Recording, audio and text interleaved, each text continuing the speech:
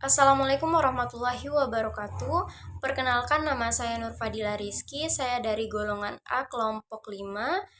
Video ini adalah salah satu syarat untuk mengikuti praktikum dengan judul percobaan jarak fokus lensa. Nah, tugas video ini diberikan oleh Kakak Niswatul Nisasyam.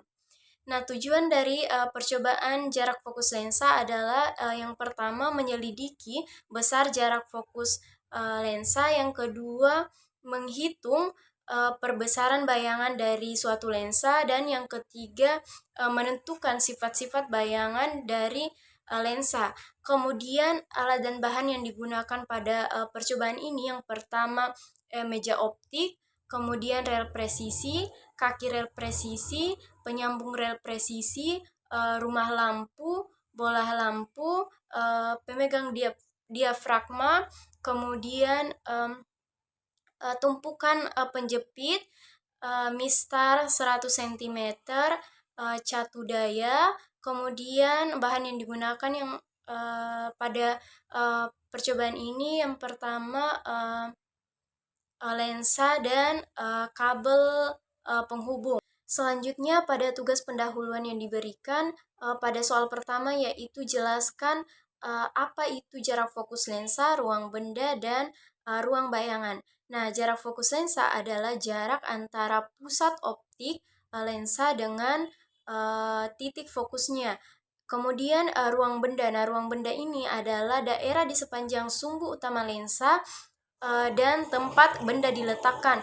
Kemudian ruang bayangan. Nah, ruang bayangan ini adalah daerah di sepanjang sumbu utama lensa dan tempat bayangan terbentuk setelah pembiasan. Selanjutnya soal yang kedua, yaitu jelaskan dan gambarkan sinar-sinar istimewa dari lensa cembung dan lensa cekung. Nah, yang pertama lensa cembung. Nah, lensa cembung ini adalah lensa yang pada bagian tengahnya lebih tebal daripada bagian tepinya. Nah, lensa ini adalah lensa yang mengumpulkan sinar-sinar cahaya yang datang dan sejajar ke satu titik atau titik fokusnya. Kemudian sinar-sinar istimewa pada lensa cembung ini yang pertama yaitu sinarnya sejajar sumbu utama, kemudian dibiaskan melalui titik fokusnya.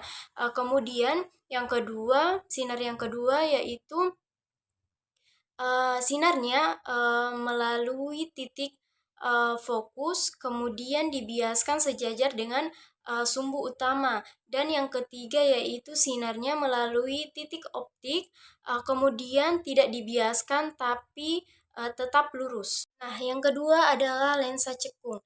Nah, lensa cekung ini adalah lensa yang pada bagian tengahnya lebih tipis dibandingkan pada bagian tepinya. Nah, lensa ini adalah lensa yang menyebarkan sinar cahaya keluar.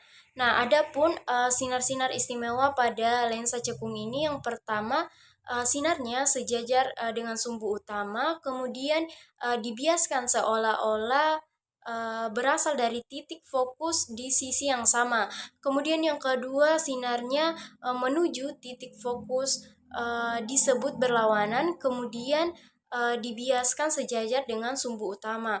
Dan yang ketiga itu sinarnya melalui pusat optik, kemudian tidak dibiaskan dan melanjutkan perjalanan lurus. Nah, kemudian pada soal yang ketiga yaitu tuliskan persamaan dari perbesaran bayangan dan buatkan contoh soal.